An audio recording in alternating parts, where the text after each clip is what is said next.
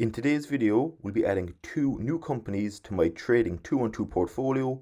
We will do some analysis into each of these two companies and my reasoning behind adding each of these companies into my portfolio. But before we get into today's video, as always, if you're new around here, it would be greatly appreciated if you consider subscribing to the channel, as we're only 17 subscribers away from our next goal of 450. And with that being said, let's dive right into today's video. As we discussed in prior videos, I wanted to have 5 companies overall in each of my portfolio sectors. We can see here on the left of the spreadsheet, in financials, materials, real estate, utility, we have my 5 company cap, which I'm happy with. In terms of my ETFs, as I've discussed before, because we have the two companies here, or the two ETFs, in the form of Vanguard S&P 500 and the Vanguard FTSE 100, that's tracking 600 companies globally, so we're definitely more than diversified in there, so I'm happy to keep it with the two. In terms of energy, we have ExxonMobil and Chevron, kind of two old school energy stocks. And then we have my iShares Clean Energy, which is renewable sources of energy, which is certainly the way forward. If we scroll down here, we can see also that we now have 5 companies in my consumer discretionary, and we also have 5 in my tech sector companies. In yesterday's video, we've added Target to my consumer discretionaries, and we also added IBM to my tech sector, which brought it up to 5 companies. And if we go back up here, we can now see that we only have 4 sectors that we still are lacking 5 companies in. So we need to add 2 companies to industrials, healthcare, communication services, and consumer staples. And as discussed in today's video, we'll be adding 1 company into my industrials and 1 into the healthcare sector. In terms of my healthcare sector pie, as of now, we currently have €591 invested, which equates to about 6.5 or €700. We are currently up 5.86% overall, or €32. We currently have 3 holdings in the form of Johnson & Johnson, which is up 1.18%, Abbot, which is up nearly 18%, and Pfizer, which is nearly break even, is just down about 0.13%. There is currently over 60 companies in the healthcare sector that are associated with the S&P 500, and if we scroll up to the top here, we can see our company that we're adding today, Abbot Laboratories. So we can see that Abbot Laboratories engages in the discovery, development, manufacturing and sale of a diversified line of healthcare products. The company operates in 4 segments: established pharmaceutical products, diagnostic products, nutritional products and medical devices. The company focuses on cardiovascular, diabetes care, diagnostics and neuromodulation, nutrition and medicine.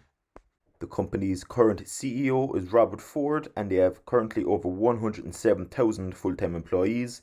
Their sector is obviously in the healthcare, and their industry is medical equipment and supplies.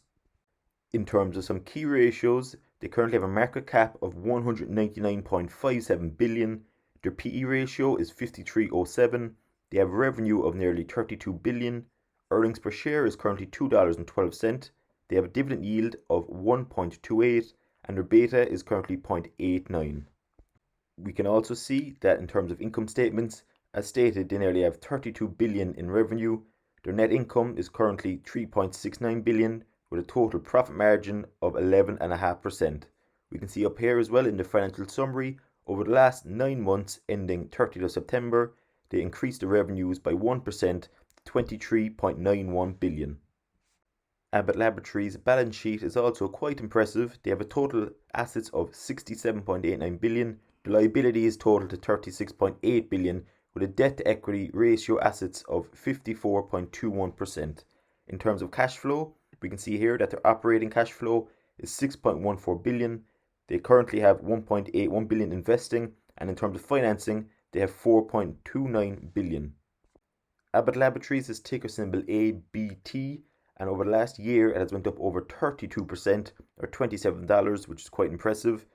This time last year, it was sitting at about $83 or so, and had a bit of a nosedive down to about $63 in March. But since then, we can see the share prices went up, and it is currently sitting at $110.94, which is quite impressive recovery since March. So by adding Abbot Laboratories to my healthcare pie, we now will have 4 holdings. And we can see here that the average annual return based on 5 years historic market data will be just under 10.5%. The second company that I'm adding into my portfolio today will be in the industrial sector in the form of Fedex. We currently have 3 companies with 3M, Caterpillar and Waste Management. So by adding Fedex into this position, we'll have 4 companies in my industrial sector. Fedex provides a portfolio of transportation, e-com and business services through companies competing collectively, operating independently and managed collaboratively under the Fedex brand. The CEO is Frederick Smith and they currently have over 183,000 full-time employees. Their sector is transportation and their industry will be air courier. Some of FedEx's key ratios are here. Their market cap is currently 74.18 billion. They have a PE ratio of 37.48, revenue of 69.22 billion. They have earnings per share of $7.54 with a dividend yield of 0.92 and their beta is currently 1.36.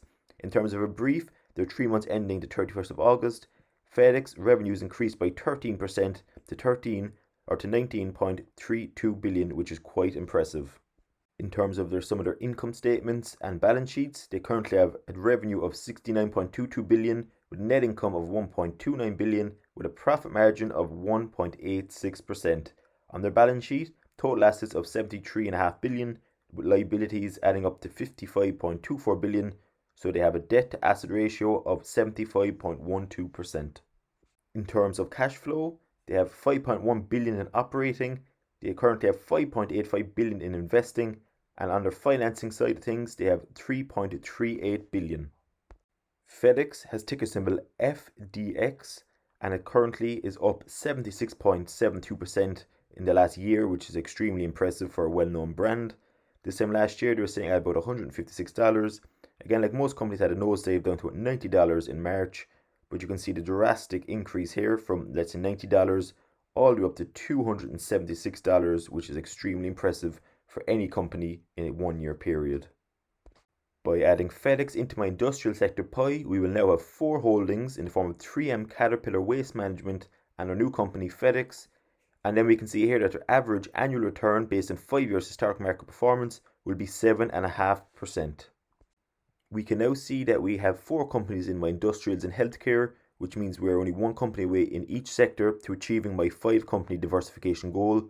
In tomorrow's video, we're going to focus on communication services and my consumer staples. We'll be adding 1 company each into each of those portfolio pies. So with all that being said, that brings the end to today's video. We've went through adding 1 company into my industrial sector in the form of FedEx, and we also added in Abbot Laboratories into my healthcare sector. If you liked today's video, it'd be greatly appreciated if you would smash that like button, and as always, if you're new around here, please consider subscribing to the channel as we're only 17 subscribers away from our next goal of 450.